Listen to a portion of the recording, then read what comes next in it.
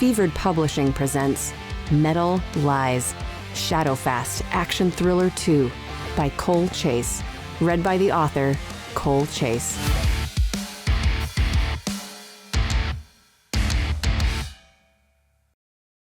Chapter 20.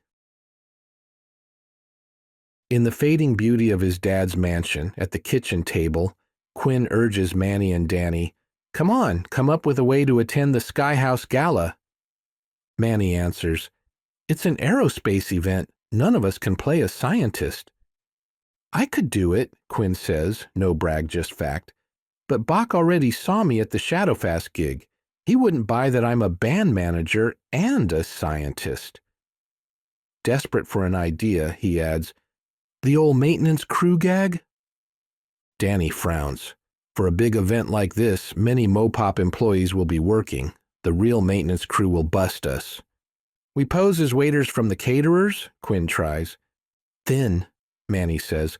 "Besides, Wolfgang Puck has a permanent restaurant in MoPOP. They might not call any caterers." Quinn examines Manny's huge physique and copious tattoos, then Danny's superhero musculature, and privately gives up on the idea of having them wear Clark Kent glasses and pretend to be NASA bureaucrats. "We already have a scientist," Danny points out. "Hegda?" Manny scoffs. "I guess that could work if everyone at the party carries a dictionary." Danny laughs. Quinn stares at the table. It's tough trying to be the smartest guy in the room when your ideas aren't smart.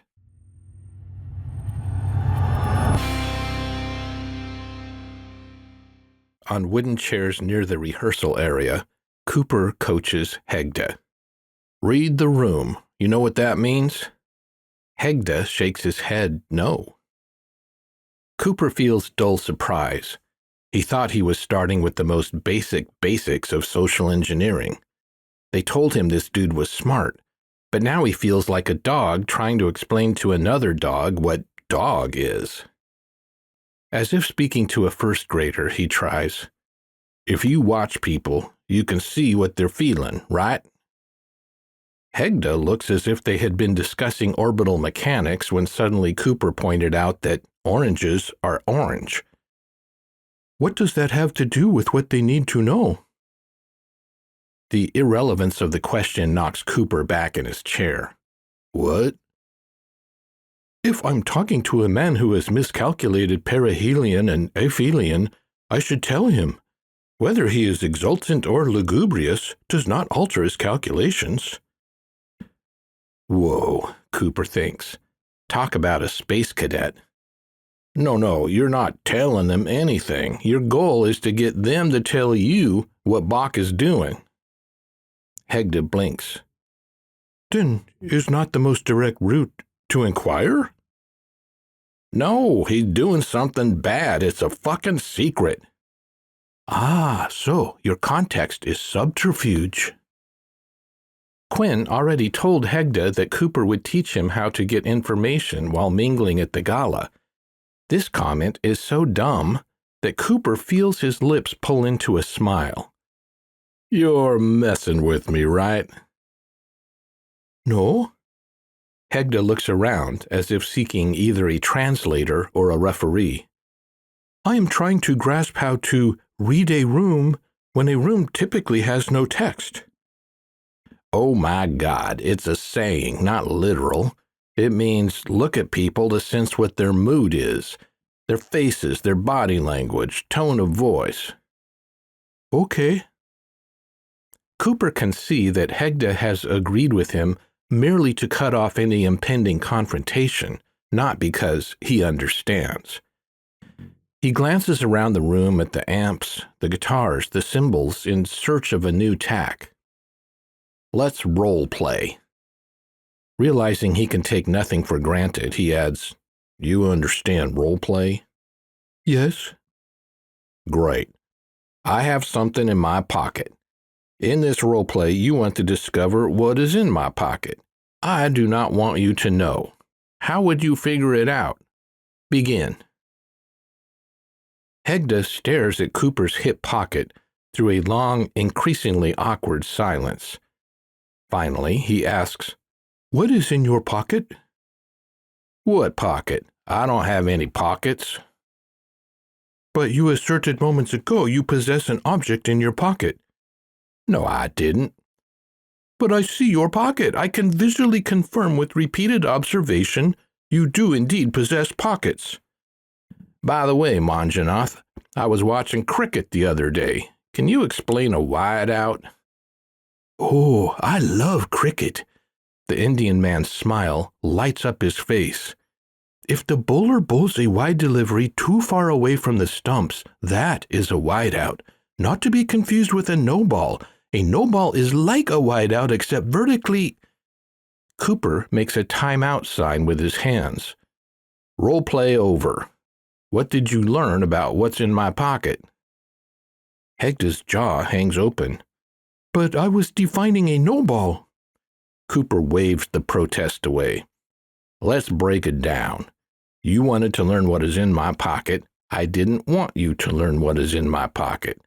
First you stared. Okay, maybe you could see the size and shape, but don't be so goddamn obvious about it. Then you asked me.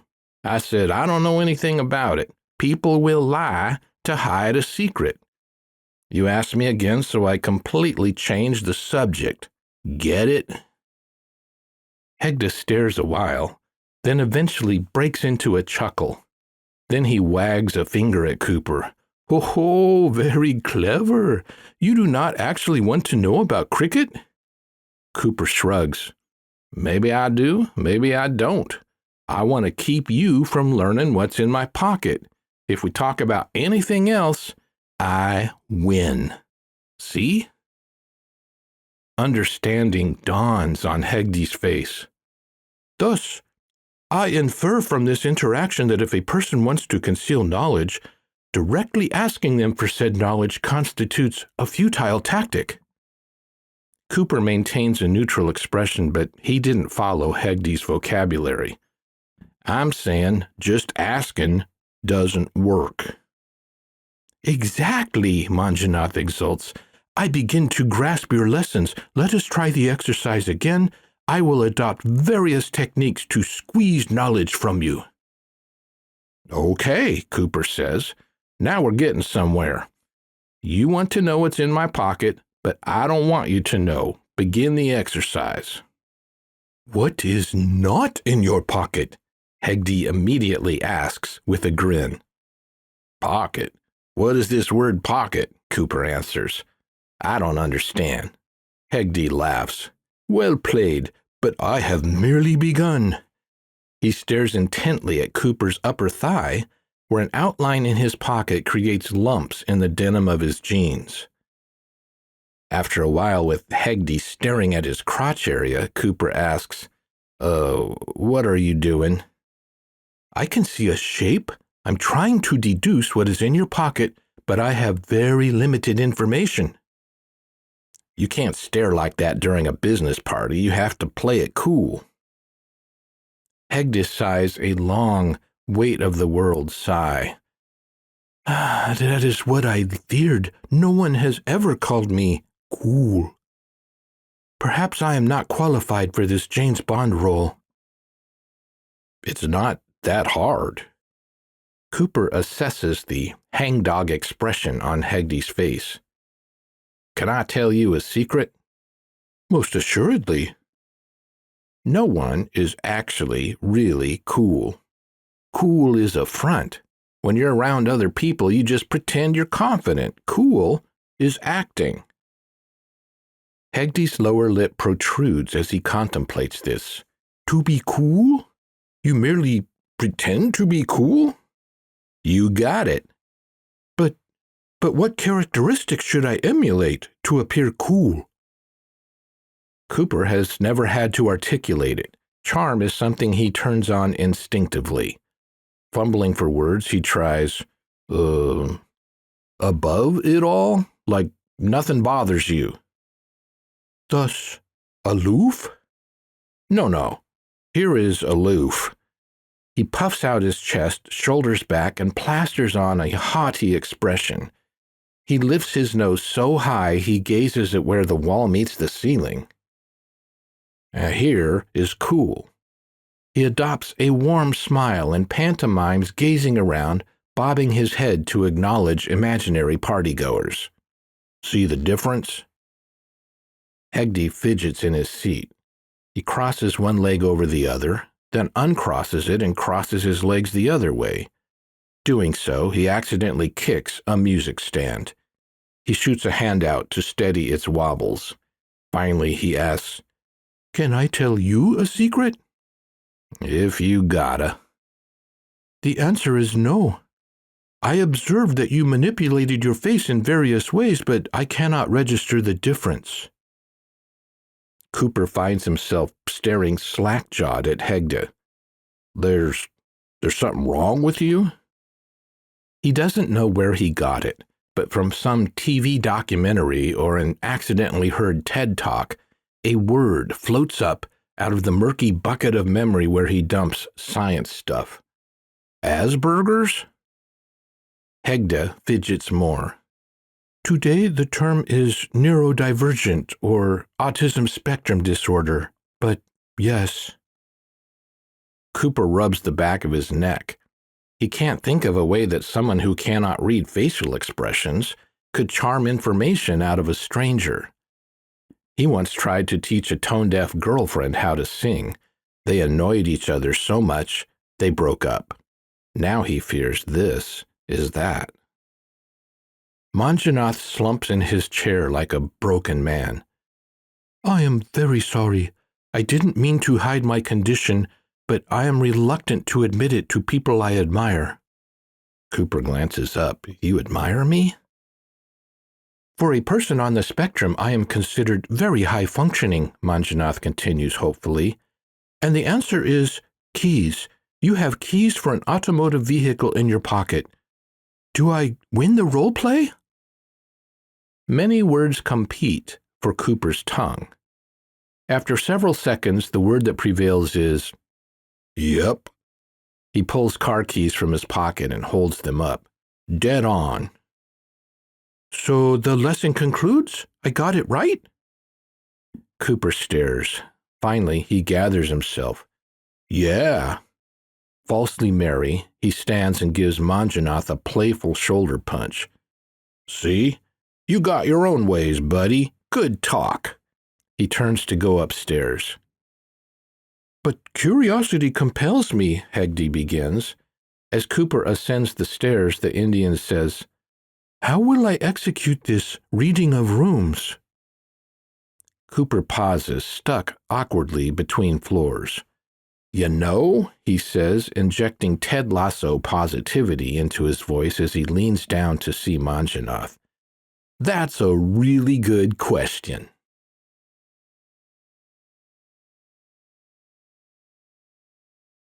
Chapter 21. Feeling a reggaeton beat in his mind, Cisco dances down the stairs from his bedroom to Quinn's garage. On the punche, he slaps the button that opens all 3 garage doors. As the overhead doors rumble up, he steps through the middle doorway, then stops to take in the view. Quinn's mansion, modeled after an Italian villa, has a faded brick driveway with a generous turnaround that circles a Renaissance-style tiered fountain. To Cisco's right, a few steps lead down to a basketball court, guarded by columns of cypress and 4 white statues of ancient soldiers. Before him, past the fountain, a spit of grass leads to a massive stand of cypress and alders. Then the property drops off a cliff. Through the trees he can see the green and orange hues across the valley below. Living in a high mansion like this makes him feel like a king. He shakes his head, marveling at his luck. He can't believe he fell in with such a successful, cool crew. Before he arrived, Quinn must have led 100 successful scores to afford this place, and he's gotta be rolling in dough to let Cisco live above the garage, rent-free. Someone else might think above the garage less than luxurious, but a gearhead like Cisco has no place he'd rather be. He heads back into the garage. Even at noon, the concrete pad emanates a subterranean chill. He savors all of it. The cold, the smell of oil, the gleam of tools hanging from a pegboard, the creak of the hinges as he lifts the hood on Mr. Licks. He loves it like a cat loves a sunbeam. He's happily preoccupied checking the fluid levels and belt tensions on the fake ice cream truck when he hears a voice behind him humming and la-laing. He looks up to see Rory walking in, all in black except for her white AirPods. "Hey, Benita," he greets. "Yo," Rory says, "Manny sent me to see if you want any help." Cisco ponders. He's pretty sure Rory can't do anything in a garage up to his standards. "Maybe sweep out the back of the van?" Rory eyes the push brooms hanging on the wall.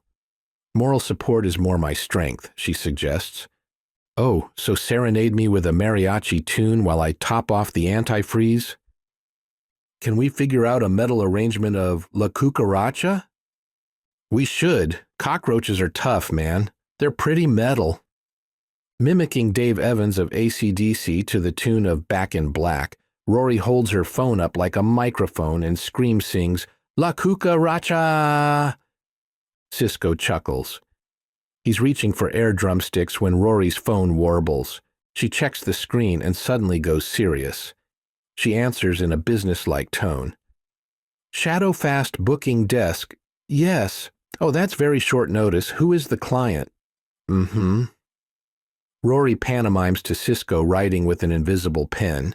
He just shrugs. He doesn't keep stationery in the garage. "What is the venue?" she continues. "I can check the calendar, but there will be an extra fee if they have to cancel another event." "Okay. And if this can work, what time is load-in?" "All right. Please hold." Rory mutes the phone. Her eyes, always a striking blue, now positively sparkle. "What?" Cisco asks, sensing her excitement. "Quinn's been racking his brain trying to figure out how to get us into the Skyhaus Gala." "I know, so?" "So Brody Box people just called and said Dave Matthews dropped out due to a hand injury. They want to know—" She pauses dramatically, then breaks into a grin. "Can Shadowfast play the gala tonight?" "No way!" "Yes way! I gotta tell Quinn! Shit, they're still on hold!" Rory scampers out onto the driveway toward the house. Cisco watches her vanish. Wiping his hands on a shop rag, he calls after her, "You know it's because of my drum solo, right?"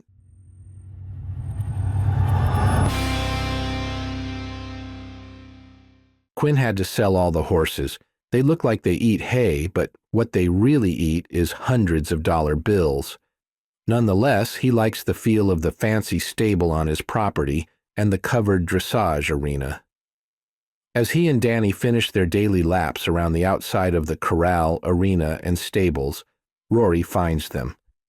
She looks excited but winded from running the quarter-mile down from the mansion. "Good news," she calls to Quinn. Sweaty from his run, he mops his face and the back of his neck with a towel.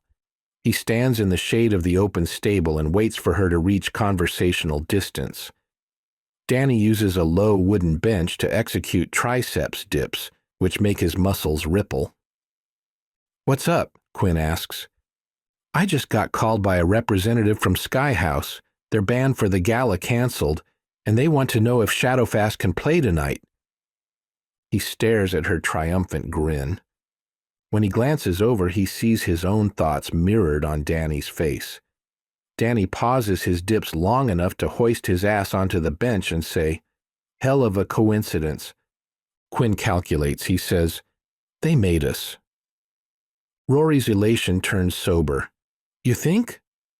"Maybe Brody liked us when he drummed with Cisco. He got a viral social media video out of it." "Maybe," Quinn allows. "Feels too tidy." Rory brandishes her phone because she must tell the client something. "So, play or not play?" Danny says, "It's a trap. We take our usual precautions. In fact, we go in heavy." "Heavy sounds pretty metal," Rory says. The expressions on the men make her uncertain. "We're metal, right?" Quinn grins. "Solid steel, baby. Let's spring this trap and test its teeth." Danny offers a ghost of a smile. Plus, we have secret weapon. We have Manjunath. Quinn shoots him a look. You're not helping. Chapter 22. After his shower, Quinn sits in the upstairs media room and speedruns The Witness on his old PlayStation 4. The situation with Brody Bach nags at him, and when he can't solve a real-life puzzle, he escapes by solving game puzzles. His go-to was Portal 2, but through familiarity, he lost the ability to submerge into it. The Witness took its place. In the game, he walks down paths on an abandoned island, with puzzles mounted on panels every few feet. At first they're easy, requiring nothing more than drawing a line from one side of a maze to another without the line crossing itself. But the puzzles build in complexity to brain busters that require decoding unfamiliar symbols, noticing what's in the environment, learning the symbolic meanings of colors, looking at the puzzle from a secret angle and constantly challenging what you thought you knew about the game's hyper-colorful world. It's Quinn's jam. It's close to how he sees the world and how he looks at heists from every angle as just another puzzle to solve. He blazes through the puzzles, dashing from one to the next, his subconscious working on its own self-assigned challenges while his sentient fingers solve the game's puzzles. He achieves a state of flow. Until his game controller dies. Unwilling to accept this development, he keeps stabbing the buttons harder until the screen shows a controller icon with the batteries empty. He heaves a put-upon sigh. His main game console is the PlayStation 5 downstairs. He played up here for privacy, but he doesn't remember where the older PlayStation 4 accessories live. He can keep playing if he finds the spare controller or the USB cord that connects his controller to the console. He rummages in the entertainment center, opening and closing cupboards and drawers. No joy. His search expands from obvious places to less likely places. The room has a fireplace. Next to the fireplace, a stack of dried split wood awaits its fate. He looks in the drawers surrounding the wood but finds only matches and fireplace accessories. Where else can he look for the spare controller? End tables by the couch. No good. Ottoman that flips open for storage. Nothing. He scratches his head and glances around. The wall he has his back to when using the TV has a narrow black writing desk. It was his dad's. It has been in Quinn's life so long that it became invisible to him. If someone asked him, with no prior context, "Do you own a narrow black writing desk?" he would have said no. He didn't pick it, and he has no opinion about it. It just is. He opens the desk's drawer. Postage stamps with specific prices on them, from before forever stamps. A letter opener of cheap brass. So many loose staples. The broken little box they spilled from. An old felt-tip pen called a flare, a brand his dad loved, a magnifying glass, some old faded photo of two men shaking hands. He lifts it to look more closely. With a bittersweet pang, he recognizes his dad on the left. Huey Richards. Lean and wiry, he's younger in the photo than most of Quinn's memories of him. He wears an official-looking uniform, like a cop. Quinn smirks because he's certain Dad was never a cop, meaning this was another of his scams. He and the other guy shake hands while the other guy holds a document facing the camera. Quinn studies the other guy. Other than thick wavy hair, he's just a normal boring mook in a charcoal three-piece suit. The vest makes him look extra officious. Like his dad, this guy looks youthful and ropey, but with the sober expression of someone doing serious work. He seems vaguely recognizable. Taken together as a first impression, these look like formal guys entrusted with important duties. Quinn's eye went first to his dad's face. Then he notices the background and does a double take. They're standing in front of pallets of gold bars. Dozens of pallets stacked as high as a man. He counts quickly. One stack has 6 pallets, times at least 14 stacks he can see, plus more implied by partly visible second and third rows. Each bar is too big to hold in one hand. Quinn recognizes them as good delivery bars, 400 troy ounces apiece. There must be at least 500,000 ounces of gold in the photo. What the hell? He snatches the magnifying glass out of the drawer and examines the photo, afresh. Even magnified, the original photo wasn't crisp enough for him to read the document the man brandishes. But he can read the elaborate letterhead. It's from the U.S. Department of the Treasury. On his dad, he can read most of a shoulder patch. The text says, United States Mint Police. Quinn bursts out laughing. Oh, there's a good story here. What was the occasion? The men in the foreground block most of the picture, so he can't find many clues about where they are. But the list of places with that much bullion starts with Fort Knox, Kentucky, and doesn't go beyond 4 more U.S. mints and the central banks of a handful of countries. His gaze returns to the face of the stranger. Why does it look familiar? Is it someone he knows? Did know? Shirt-tail relative? The shoulder pads of his suit look stiff and squared off, which makes Quinn think the photo is from the 1980s. He looks in the margin, and sure enough, the developer's timestamp says 1981. He tries to imagine the man's face older, maybe with more weight on it. A jolt hits his psyche. It hits so hard it pushes an audible woof out of him. In 1981, his conman dad, disguised as Mint Police, stood somewhere shaking hands with a much younger, pre-presidential Gary Kirchhoff, now in Quinn's life as the man. Chapter 23. The Museum of Pop Culture, MoPOP for short, opened in 2000, financed by Microsoft co-founder Paul Allen to celebrate his hobbies of rock music and science fiction. Famed architect Frank Gehry designed a massive glob of a building inspired by Jimi Hendrix smashing guitars. The exterior gleams in the sun with massive, multi-story sheet metal walls, frozen like a rippling blanket in silver, deep red, and, wait for it, purple haze. The unorthodox building provoked national journalists to describe it variously as something that crawled out of the sea, rolled over, and died, one of the world's 10 ugliest buildings, and more concisely, the hemorrhoids. Rory thinks it's pretty cool. It's like literally metal. Bonus, it houses the world's largest collection of artifacts, handwritten lyrics, and personal instruments from Nirvana.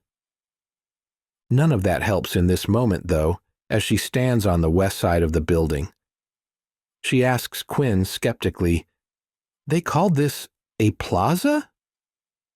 Quinn throws open the hatch on their Grand Cherokee Trackhawk, a $100,000 Jeep that Cooper won in a poker game.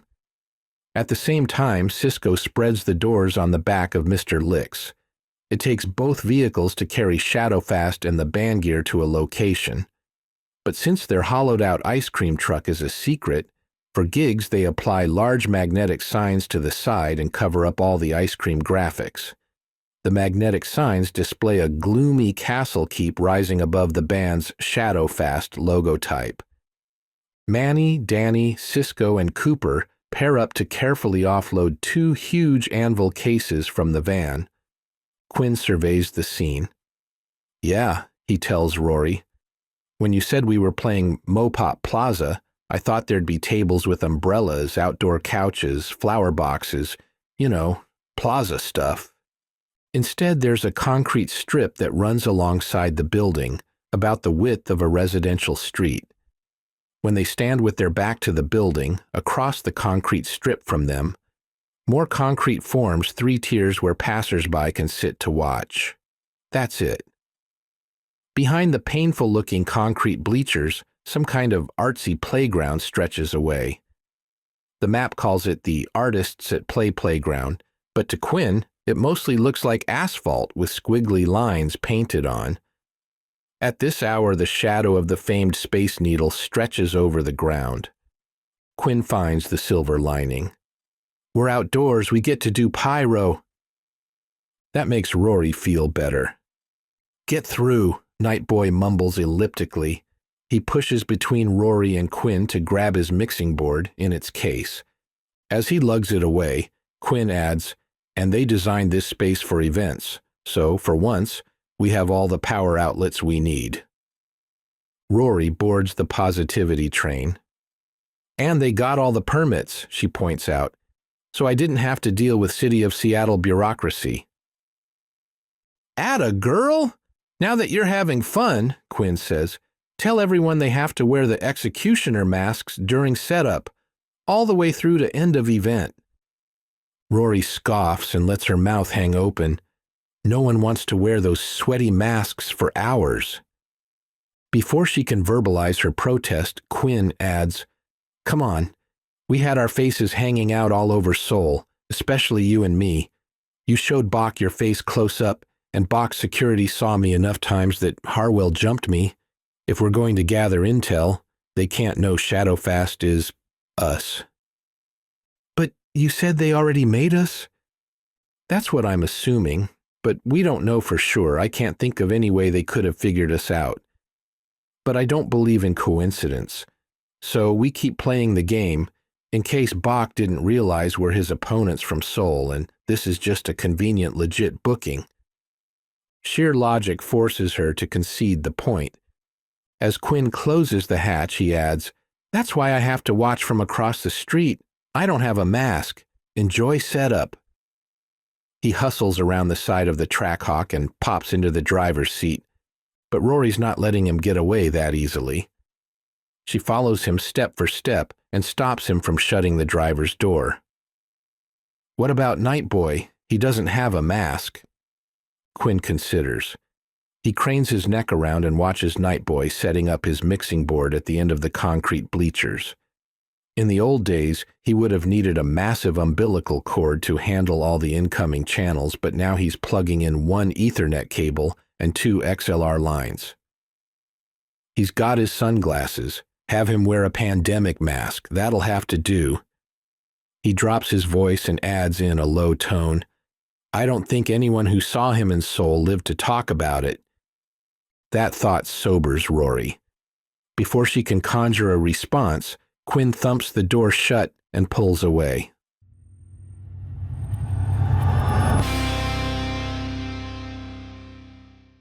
Manny knows exactly why his keyboard weighs an extra 15 pounds, but it's still a hassle to lift it from the case onto the K&M stage stand. Then he must adjust the keyboard on the stand to center it, both left to right and front to back. Finessing something that heavy on non-skid rubber pads takes patience. Absorbed in the task, peripheral vision hampered by his executioner's mask, he doesn't know how long they've been there when he notices 2 middle school boys fiddling with the nearby anvil case. Hey! He roars. The boys jerk their heads up, startled. When they see a gigantic tattooed executioner with crazy hair lunging toward them, they scuttle away with tiny half-shrieks. Manny finds this satisfying. He much prefers setting up in the privacy of a nightclub. Whenever they play outdoor gigs, every looky-loo rock star wannabe feels free to get up in their business. He stops to check everyone else's progress. Cisco, like any drummer, has set up his kit so many times, he is assembling it down to an exact science. People see how complicated the kit is and offer to help. He always turns down the offer because he can build it much faster than he can explain what to do. He's already erected his entire Vistalite kit on the carpet he threw over the drum riser. He's sitting on his drum throne, adjusting the overhead mics on their booms. Cooper brought his guitar that looks like a giant battle axe. He's got everything connected, including an overkill parade of stomp boxes and expression pedals, and as Manny watches, Coop strums and the first naked tones bleed out of his orange amp. Danny's also nearly ready. His setup, like him, runs blunt and minimalistic. For a metal bassist, his 2 pedals seem shockingly paltry. He's already loosening up with some scales playing quietly through his Hartke 1000-watt bass head. Rory has the least to set up, but she plays an important function keeping the flies off the rest of the band. Nightboy must leave his mixing board unattended in the audience when he positions the microphones and the band's pyro cannons. Rory guards the board. Because she looks pretty and approachable, a lot of the band nerds, interested parties, and wannabes who would pester the men on stage choose her as a less intimidating option. Manny sees her at the board now, chatting up the rep from MoPOP. A smattering of civilians has already taken spots on the concrete bleachers. "How many did you load?" Manny asks Nightboy, who positions the pyro behind him and to the right, outside the anvil cases. "I had 10 gerbs, so 5 on each side," Nightboy says. "A gerb is like a firework that can keep sparking for up to a minute. Keep your hands away from the keyboard while my face is hanging over these things?" "Sorry, man." Manny holds his hands behind his back, exaggerating his contrition. Shadowfast pride themselves on playing most of their songs live and unaided. But for sheer showmanship and spectacle, a few of their songs run on click tracks. That enables the synth, the lights, previously recorded sound effects, backing tracks, and the pyro to synchronize. The pyro mostly runs from the lighting board using DMX, a subset of Internet protocol specifically engineered for lighting. But Manny being Manny, he's hacked the pyro cannons. They each have 7 barrels, so if Nightboy loaded 5, that leaves 2 for Manny. His keyboard sends MIDI. He figured out what pin on a MIDI connector sends MIDI time code. It's simple to convert MIDI time code to SMPTE, DMX's time code.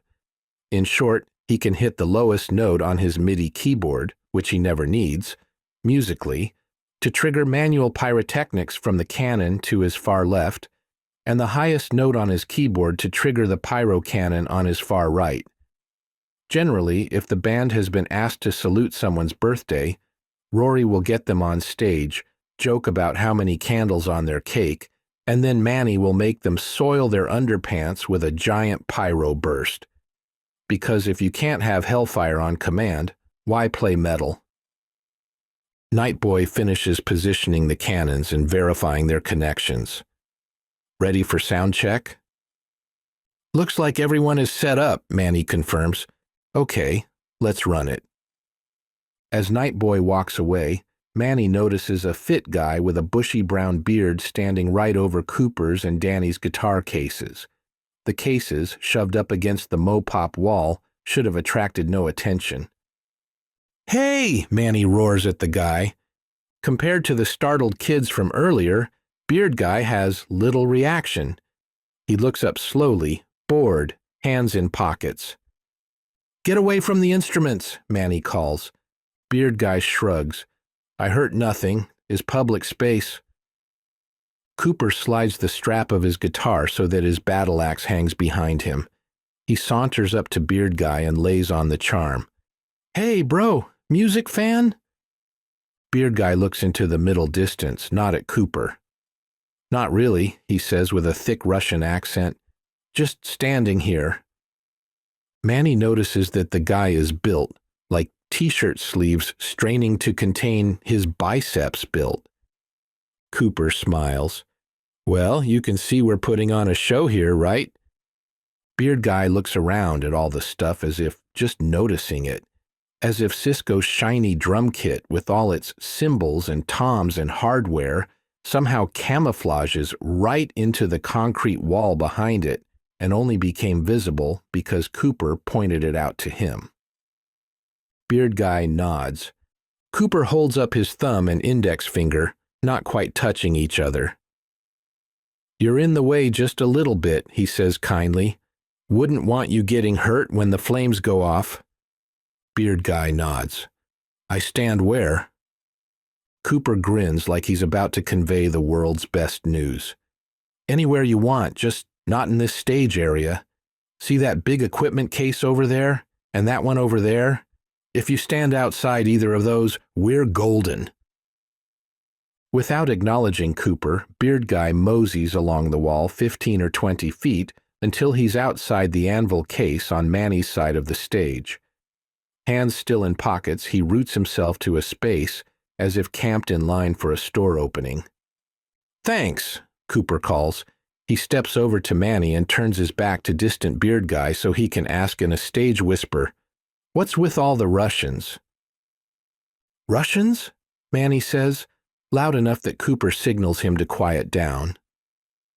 As Manny pulls his attention away from his gear and takes in the big picture, Danny joins the huddle, muting his bass strings with one hand. "You said Russians," Danny mutters. "Fit Russians." MoPOP sits in Seattle Center, a tourist campus that contains the Space Needle, a monorail, a children's theater, the Science Center, carnival rides, an IMAX movie theater, and an entire garden composed of blown glass flowers. In America, most free-range tourists look like fat slobs, couch potatoes, desk jockeys, stoners, and dad bods, overweight and soft.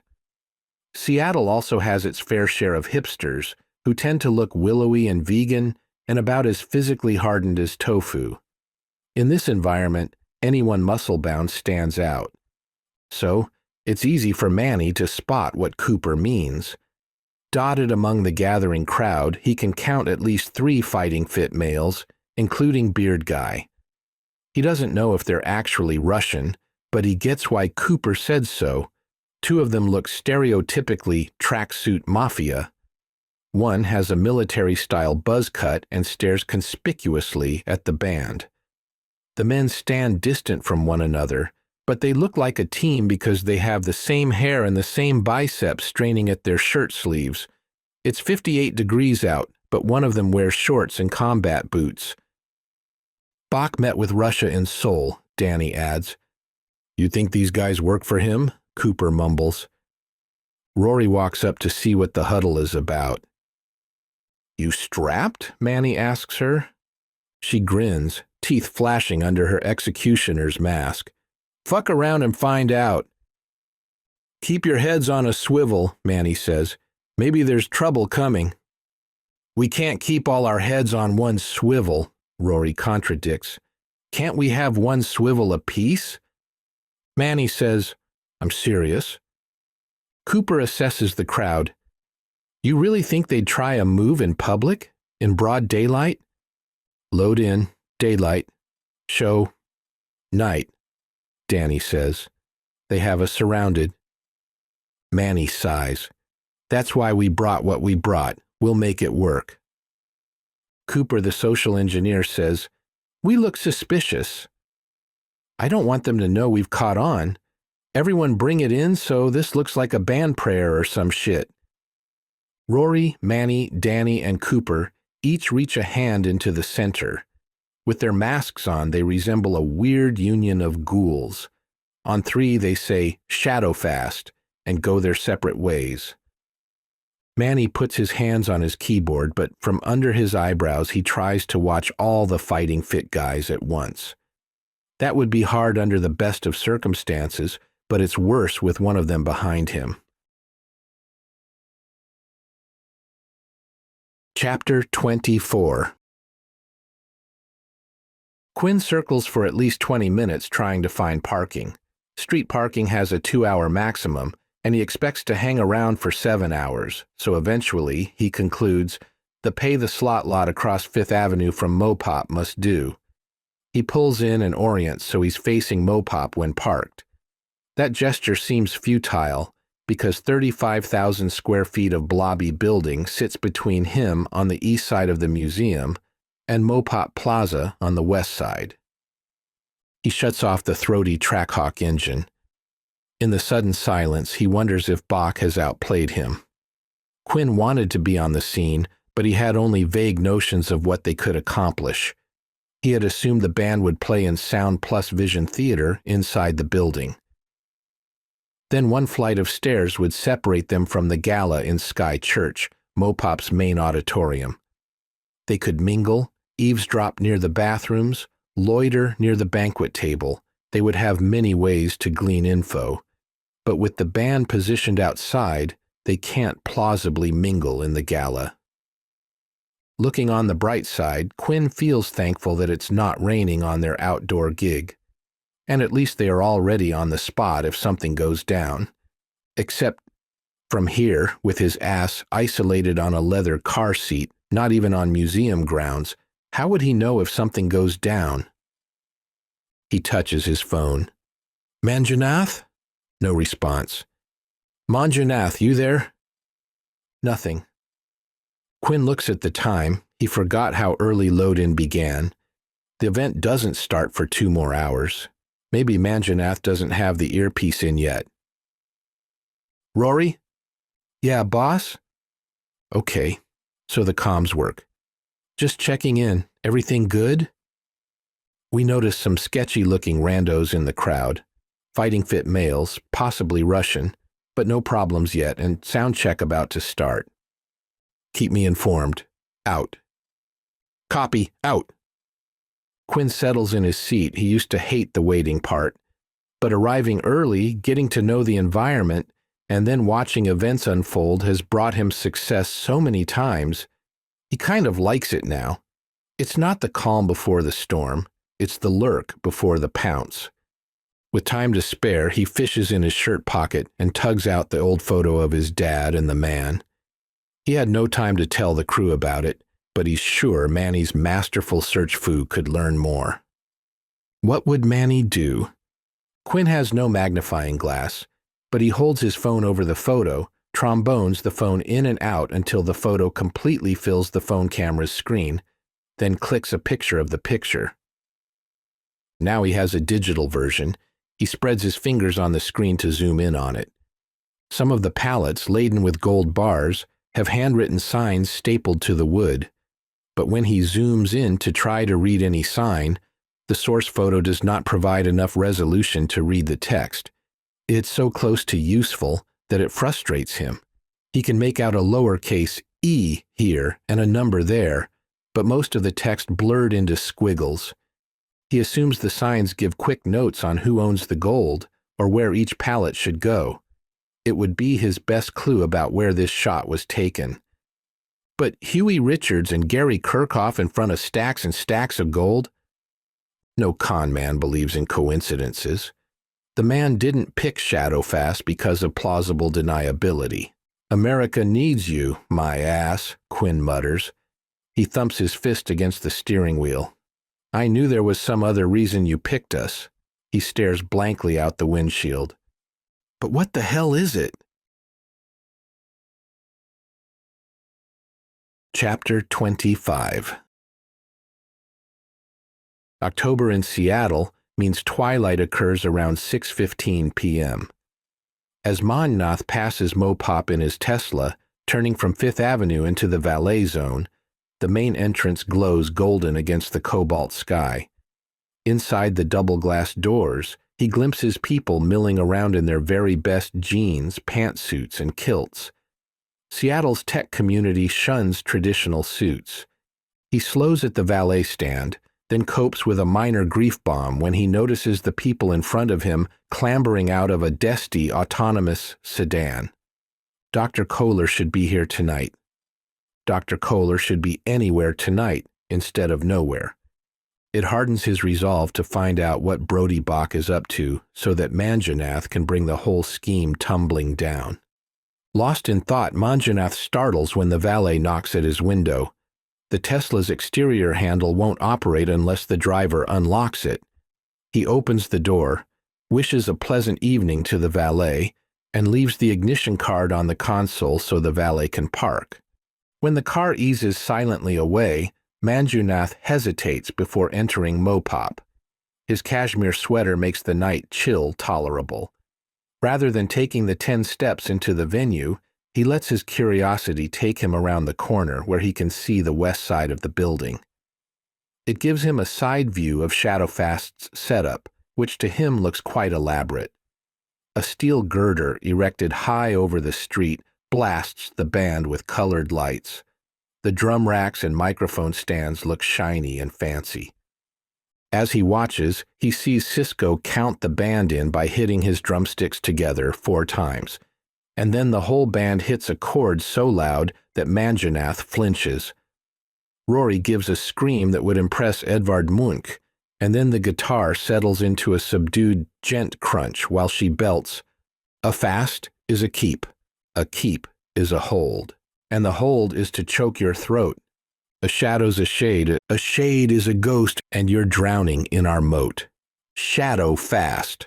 On Shadowfast, giant sparking cannons fire straight up, illuminating the audience on the concrete bleachers like a lightning strike. Standing to the side of the band, Manjunath sees more of the audience than he would if he were in the audience. The frozen strobe image persists in his mind's eye. The audience looks happy, awestruck, exultant, and he feels an odd sort of pride that he's more or less with the band. "Goodness," he says to himself. A voice in his ear responds, "Manjunath!" The bass and drums create low, long sound waves that slap back and forth between the wall of the museum and the concrete bleachers. "Quinn?" Manjunath shouts back. "Yes." Quinn's voice sounds concerned. "Please don't shout my name. You're undercover. This is just a comms check." "Okay," Manjunath shouts. Then he processes what Quinn just said. He looks around guiltily, then feels relieved that no one is nearby. "Okay," he says more conversationally. "I'm entering the museum. Leave the channel open. I'll hear." "Yes." Manjunath is unsure of the protocol for spy communications. "Roger, Wilco," he tries. That doesn't quite feel right. He heard it in a World War II movie, and surely he should use a more modern response. He touches his ear, pressing the small radio a bit farther into his ear canal so he can hear above the band. "Over and out. Terminate transmission. Just speak naturally, and for God's sake, don't touch your ear." Manjunath snatches his hand down. The rest of the team have done their parts, and success now depends on him. His stomach feels unsettled as he turns and strides toward the gala. His chest feels tight, and he realizes he is breathing in shallow gasps. "Act naturally," he repeats to himself. "Act naturally." Chapter 26. Even a block away, with the Trackhawk's windows rolled up, Quinn hears the bass, loud yet muffled.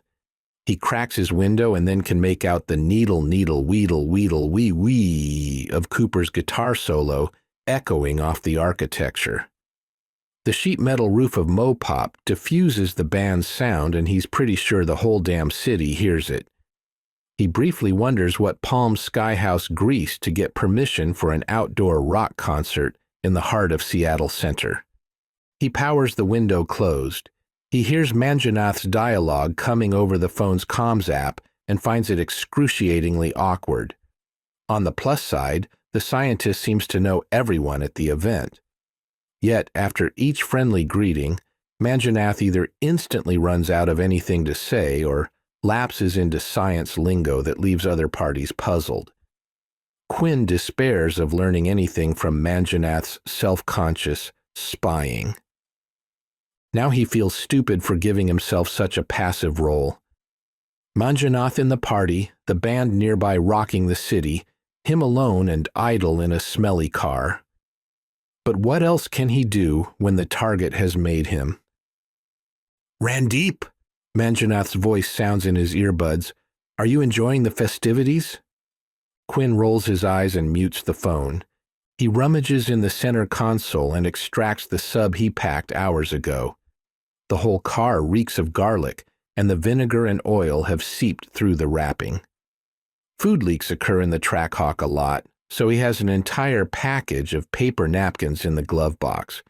He wipes up the mess in the console, then tries to unwrap his sandwich without soaking his own lap in olive oil. Bored, he unmutes Manjunath. But Kepler's second law of orbital motion shows that a planet moves more quickly when nearest to its star. "My friend, you're forgetting that Kepler's second law led to the realization of the first law, that planets move in an ellipse." Quinn can't tell which Indian accent is Manjunath's. He grunts, mutes the phone, and bites into the sub. Salami, capicola, pastrami, a surprisingly sharp provolone, vinegar and oil, oregano on a rustic yeasty como bread. Fantastic. His taste buds party. At least something is going right.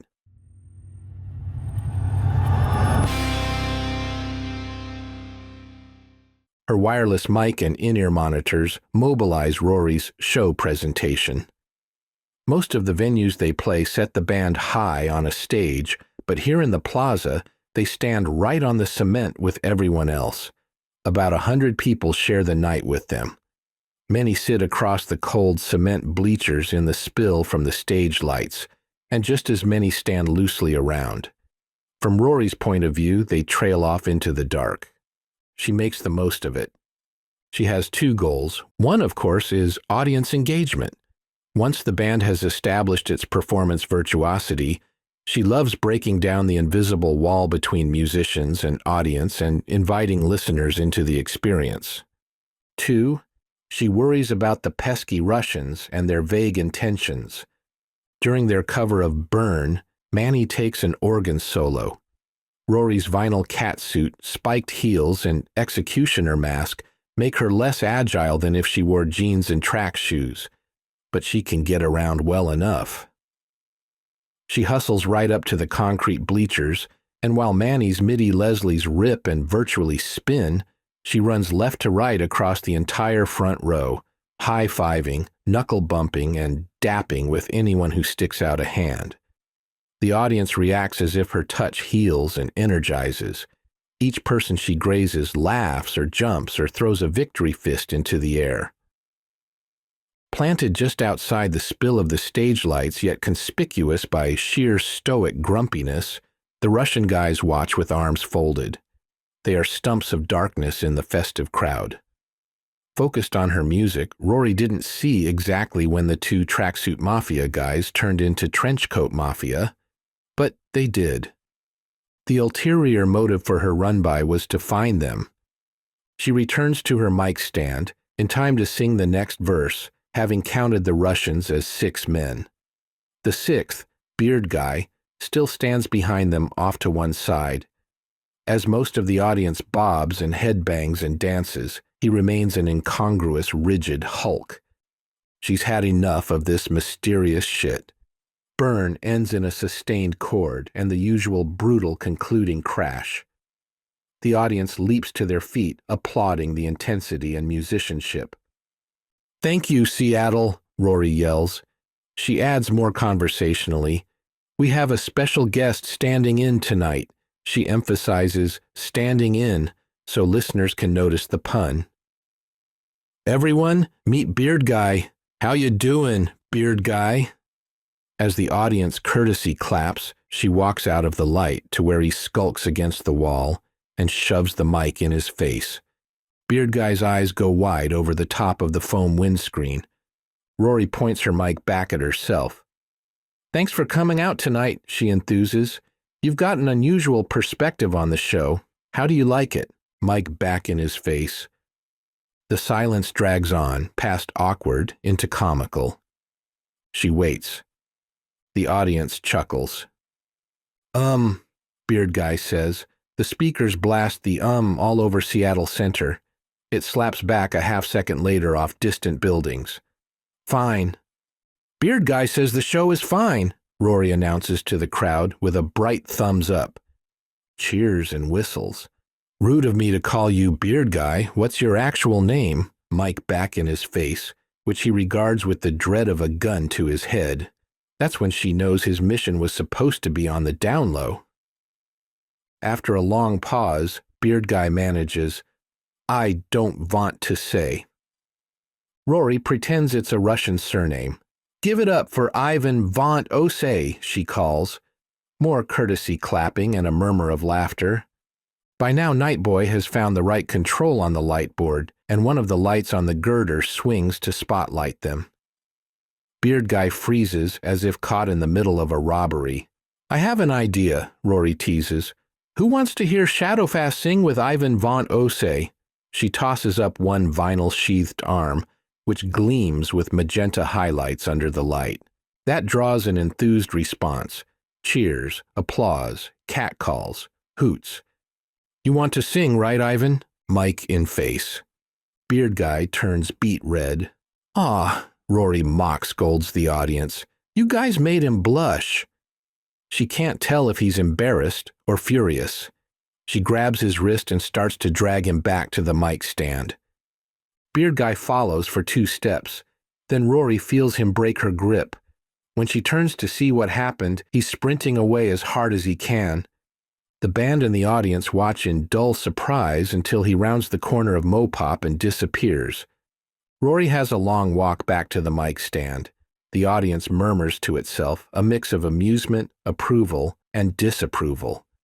As she passes Manny, he whispers, "Thanks." "Repulsing men," Rory says back at the mic stand. "Just one of the many services I offer," she adds a curtsy. Off the roar of laughter, she turns to the band and tells Cisco, "Go." He nods and counts them into the next number. While Danny, Coop, and Cisco slug through the intro, Rory peers at the remaining Russians. She expects to see them glaring back with pure venom. What she sees is worse. They're exchanging glances with one another from their various places in the crowd, coordinating something. As one, they begin moving. Chapter 27. Many people who live near famed tourist attractions never get around to visiting them. Manjunath moved to Seattle 4 years ago, and though he has visited Pike Place Market, the Space Needle, and Mount Rainier, he hasn't gotten to a Mariners or Seahawks game, nor the Underground Tour, nor MoPOP. MoPOP dazzles him. The sheet metal walls continue inside up to high ceilings, as futuristic and retro as an Airstream trailer. Smiling employees in neon green Skyhaus polo shirts greet each guest, providing attendees with a Kevlar wristband that allows the wearer to wander in and out of the venue all night.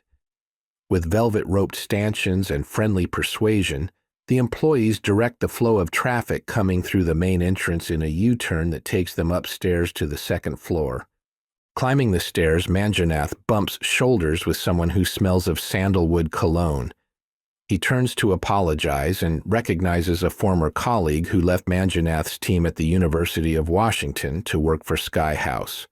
"Steve," Manjunath greets as they climb. "Nice to see you." "Manjunath," Steve, a ginger, shakes his hand. "How are things at UW?" "I am quite content. How are things at Skyhaus?" By now they have topped the stairs. They step to one side so they don't block the flow. "Oh, I'm not at Skyhaus. I moved on to Blue Origin." "Oh." And Manjunath's mind locks up. He programmed it to learn information about Skyhaus illicit activities. His mental code cannot conjure a routine to pry Skyhaus information from a non-Skyhaus employee. After an awkward moment of paralysis, he manages, "Do you like it?" "Blue Origin?" "Sure." Manjunath labors to think of a follow-up question. Nothing. "We're kind of in the way here," Steve says. "I'll see you around." He departs before Manjunath can think of a response. That was not very James Bond, Manjunath thinks. Then he realizes what would be very James Bond is to find an alcoholic beverage. Perhaps martinis, shaken, not stirred, are the secret to the Bond charm. This thought puts his feet in motion. While searching for the bar, he encounters a marvelous sculpture. It looks like hundreds of guitars erupting from the floor in a geyser of musical potential. His eyes follow it up, up, up, and as a result, he stands slack-jawed when a woman's voice greets him. "Manjunath?" He whirls. "Dr. Tan, so good to see you." Dr. Tan's bead bracelet clunks as she gestures at the sculpture. Impressive, right? She has long, straight blonde hair, and her gala outfit continues the shape in drapey swoops of teal tulle. "Very much so," Manjunath agrees. "A big night for Skyhaus?"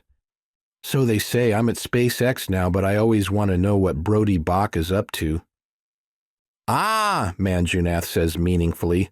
"What is Brody Bach up to?" The question confuses Dr. Tan. You know, his product launch. That's why we're here, right? Yes, just making sure you knew. As the sentence comes out of Manjunath's mouth, he is already asking himself why, in Ganesh's name, he said such stupid words. A man wearing a utilikilt, presumably Dr. Tan's +1, walks up carrying 2 plastic glasses of Coke. Ah, thank you, Dr. Tan says to him, accepting one of the drinks. She tells Manjunath, we're meeting some colleagues. We'll see you in Sky Church for the big announcement. Decidedly, Manjunath affirms. He watches them go and then, to distract himself from an escalating sense of inadequacy, he reverse engineers the man's trajectory to deduce the location of the bar. All the foot traffic heads the opposite direction from his. He wanders around a corner, feeling like a pinball bouncing between glamorous guests. Then he sees banquet tables laden with glasses and white-shirted men in black vests serving drinks. The schedule says Brody's announcement occurs in 3 minutes, so the lines are short. Soon Manjunath has a gin and tonic in hand. He is pondering his next move when he spots a familiar face. Randeep, he calls.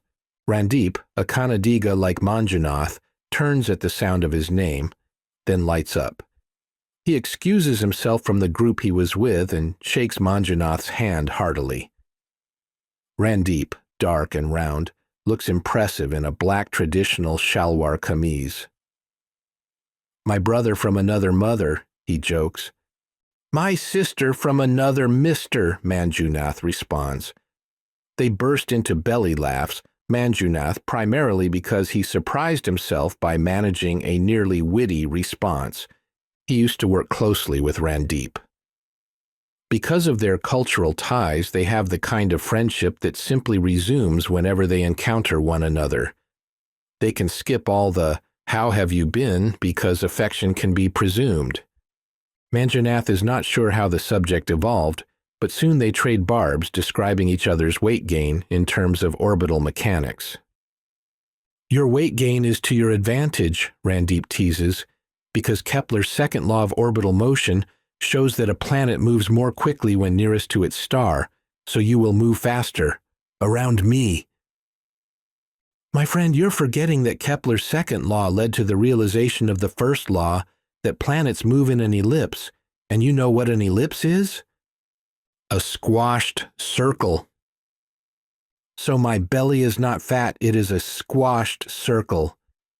Maybe you need more time on the elliptical. See what I did there? They both guffaw until the moment peters out. I have missed you, Manjunath says with sudden sincerity. The opportunity at Skyhaus was too great for me to stay on your team, Randeep confesses. Manjunath sighs. I assume you heard what happened to Dr. Kohler, Randeep says. Heard? Manjunath scoffs. He stares sadly into his G&T. I was there, my friend. No, Randeep gasps. At Manjunath's grave nod, Randeep glances around the room. It has nearly emptied, yet he pulls Manjunath to one side. He switches from English to Kannada. I must hear from you what happened, he murmurs. Then I will tell you why I think Skyhaus had something to do with it. Manjunath has seen movies that portray the extreme disorientation of the hero by having the camera zoom in and dolly out at the same time, a shot cinematographers call a zolly. It looks like nothing seen in real life as the whole background shifts around the hero. It is exactly what he feels now as the whole night realigns. Tell me everything, he urges. Chapter 28. Many keyboard players learn by reading sheet music, so they play without looking at their hands. Manny learned by ear, fiddling around with a piano until he could play what he heard on his cassette tapes. He needs to look at his hands a lot when he plays, so when he glances up and notices Rory staring urgently at him, he doesn't know how long she has waited. But as soon as she gets his eye, she jerks her head at the audience. Manny gazes past her and sees people clapping to the beat, tapping toes, dancing. One old guy in long gray hair wearing a tutu over his jeans whirls in circles, dragging tie-dyed scarves through the air. But then Manny spots what she means. The Russian guys have formed a cluster, filtering through the crowd, left to right. He glances over his left shoulder to see if Danny is clued in. Danny, an expression of alarm on his normally unreadable face, looks completely to the right, along the side of the building. Manny looks where Danny looks. Beard Guy has returned, carrying an AK, running alongside the building toward them. He's almost back to where he stood when Rory accosted him. They're in the middle of one of the computer-sequenced click-track songs. Though Rory has abandoned singing, the pre-programmed sequence arrives at the chorus. Two of the gerbs in the pyro cannons auto-fire, shooting a geyser of silver sparks into the air, as the DMX lights overhead automatically trigger a color chase. Covered by the distraction, one of the Russians saps Night Boy on the back of his skull. He collapses like a sack of potatoes into the waiting arms of the sapper and the guy wearing shorts and combat boots. Each one has an arm under one of Night Boy's armpits, and they start hustling for the same corner where Beard Guy disappeared earlier. When Night Boy's sunglasses fall off his face, it hurts Manny's heart worse than when Night Boy got hit.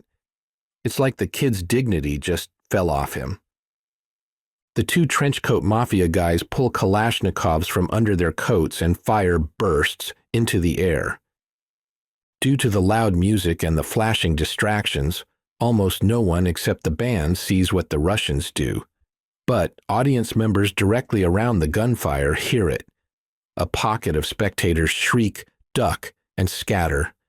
Their panic affects their neighbors who catch the fear without knowing the cause. They too yell and run, better safe than sorry. Within 5 seconds or so, the entire audience stampedes without knowing why, mostly toward the Space Needle, screaming, roadie running, scooping up fallen friends, trampling others. "Contact front!" Manny shouts. Attackers with automatic weapons. For him, that changes all the rules of engagement. He's not looking for a standoff and a negotiation. Bad men need a bad end. He hears Cisco's drums and Cooper's guitar stop playing. The pre-programmed track keeps chugging, just a click and a synth bed, music to brawl by. Manny's keyboard hinges on the back. He flips it open to reveal a hollow panel, the reason his keyboard looks taller than anyone else's. He pulls out his M4 carbine. In a heartbeat, he expands the stock, clears the safety, and sets it to single fire. A flicker of motion to his right draws his focus. It's Danny, launching himself ferociously at Beard Guy. Before the attacker can bring his rifle barrel up, Danny rams the head of his base straight into Beard Guy's throat, crushing his trachea.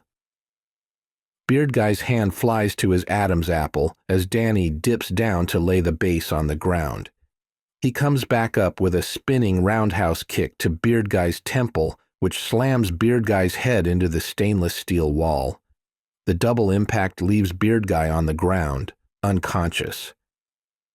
Cooper rushes to a case on the ground at the back of the stage to get his own weapon. Rory squats and pulls her ankle carry, a Ruger LCP-2. She stands with her feet planted wider than her shoulders and levels the sights at the left trenchcoat mafia guy.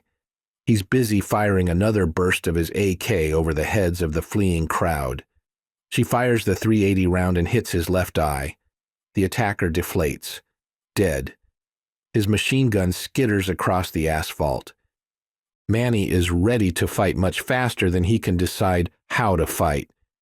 He hesitates, with his attention split between Beard Guy behind him, the trenchcoat mafia in front of him, and the two guys running away with Night Boy.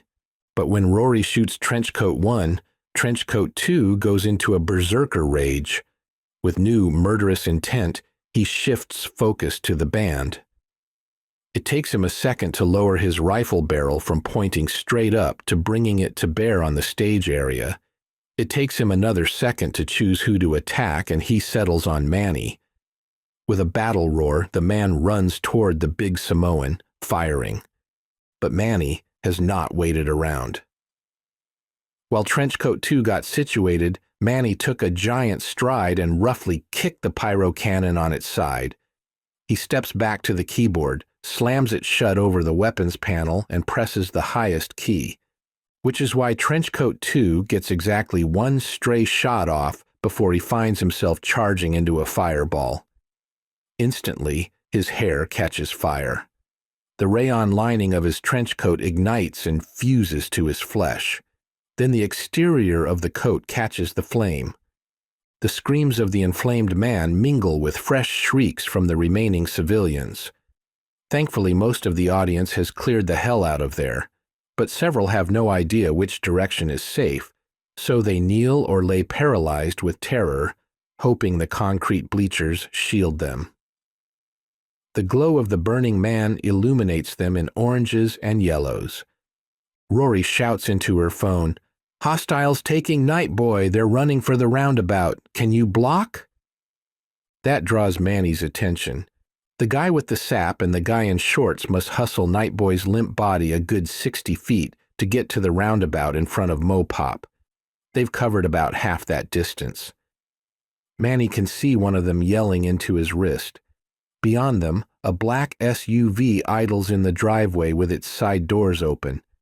The Trenchcoat Mafia guys were intended as a diversion. Kidnapping Night Boy is the main event. He lifts the M4. He sights the EO Tech holographic dot on the head of the guy who sapped Night Boy. Then he recalculates. There are still civilians around, and his NATO green tip round at this range will fly right through the target's skull to who knows what. He aims at center mass instead and fires. The main difference between an M16 and an M4 is that an M4 fires armor-piercing rounds. The bullet hits the sapper with a loud thwack, just like the meat sack he is. The momentum of the bullet shoves him in the direction he was already running, and he spreads chin first to the asphalt. The guy in shorts and combat boots throws a bug-eyed look behind him, then redoubles his efforts to hurry Night Boy to the waiting SUV. "It's gonna be a car chase," Rory shouts at Cisco. "Going for the van," Cisco dashes away. Cooper and Danny both hold rifles now. Cooper has a couple of grenades hanging from his belt.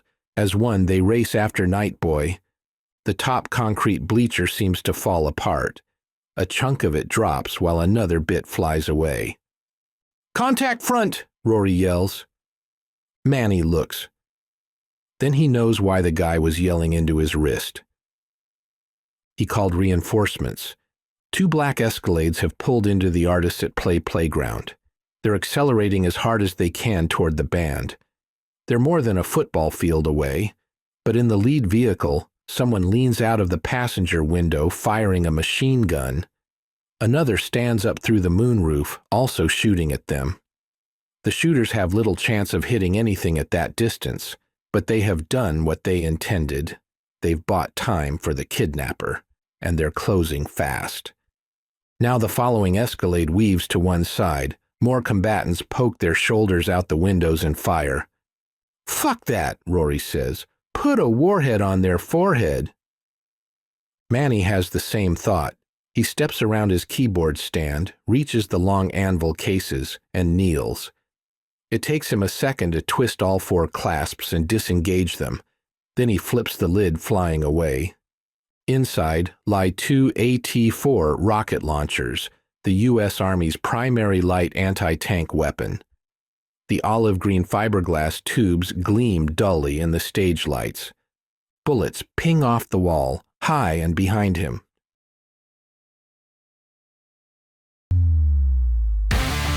Thank you for listening to Metal Lies, Book 2 in the Shadowfast Skyhaus Thrillogy. Continue the story for free on my YouTube channel, where I post episodes every Tuesday until the Thrillogy is complete. Don't want to wait? Grab the entire Thrillogy, Metal Spies, Metal Lies, and Metal Rise, as ebooks and paperbacks on Amazon, Apple Books, Barnes & Noble, and most other online retailers. There's much more to the world of Shadowfast. Go behind the scenes by joining my newsletter list. To sign up, send your email address to shadowfast@colechase.media. Chase your adventure.